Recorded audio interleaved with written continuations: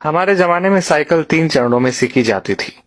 पहला चरण केची, दूसरा चरण डंडा व तीसरा चरण था गद्दी। तब साइकिल चलाना इतना आसान नहीं था, क्योंकि तब घर में साइकिल बस एक होती थी जिसे पापा ही चलाया करते थे।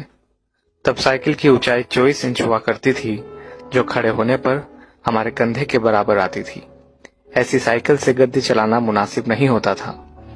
केची वो कला होती थी जहां हम साइकिल के फ्रेम में बने त्रिकोण के बीच घुसकर दोनों पैरों को दोनों पेंडल पर रखकर चलाते थे। और जब हम ऐसे चलाते थे तो अपना सीना तान कर टेढ़ा होकर हैंडल के पीछे से चेहरा बाहर निकाल लेते थे और टिन टिन करके घंटी इसलिए बजाते थे ताकि लोग बाग देख सके कि लड़का साइकिल दौड़ा रहा है। आज की पीढ़ी इस एडवेंचर से महरूम है। उन्हें नहीं पता कि 8-10 साल की उम्र में 24 इंच की साइकिल चलाना जहाज उड़ाने जैसा होता था। हमने ना जाने कितनी दफा अपने घुटने और मुंह तोड़वाए थे। और गजब की बात तो यह है कि तब दर्द भी नहीं होता था। गिरने के बाद चारों तरफ देखकर चुपचाप खड़े हो जाते थे, अपना निक्कर पोंछते हुए। अब तकनीकी ने बहुत तरक्की कर ली है। 5 साल के होते ही बच्चे साइकिल चलाने लगते हैं, वो भी बिना गिरे। 2-2 फीट की साइकिल आ गई है और अमीरों के बच्चे तो अब सीधे गाड़ी चलाते हैं। छोटी छोटी बाइक उपलब्ध है बाजार में। मगर आज के बच्चे कभी नहीं समझ पाएंगे कि उस छोटी सी उम्र में बड़ी साइकिल पर संतुलन बनाना जीवन की पहली सीख होती थी, जिम्मेदारियों की पहली कड़ी होती थी, जहां आपको यह जिम्मेदारी दे दी जाती थी कि अब आप गेहूं पिसाने लायक हो गए हैं। इधर से चक्की तक साइकिल डुगराते हुए जाइए और उधर से केची चलाते हुए घर वापस आइए। और यकीन मानिए, इस जिम्मेदारी को निभाने में खुशियां भी बड़ी गजब की होती थी। और यह भी सच है कि हमारे बाद केची प्रथा विलुप्त हो गई है।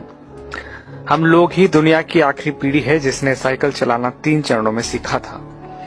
हम वो आखिरी पीढ़ी है जिन्होंने कई बार मिट्टी के घरों में बैठकर परियों और राजाओं की कहानी सुनी, जमीन पर बैठकर खाना खाया, प्लेट में चाय पी है। हम वो आखिरी लोग हैं जिन्होंने बचपन में मोहल्ले में मैदानों में अपने दोस्तों के साथ परंपरागत खेल, गिल्ली डंडा, लुका छुपी, खो खो, कबड्डी, कंचे जैसे खेल खेले हैं। हम वो आखिरी पीढ़ी के लोग हैं जिन्होंने कम या बल्ब की पीली रोशनी में होमवर्क किया है और नोवेल पढ़े हैं।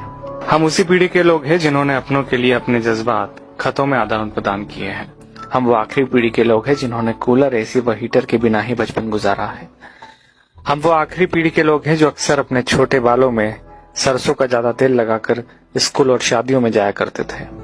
हम वो आखिरी पीढ़ी के लोग हैं जिन्होंने स्याही वाली दवात या पेन से कॉपी, किताबें, कपड़े और हाथ काले नीले किए हैं। हम वो आखिरी लोग हैं जिन्होंने टीचर से खूब मार खाई है।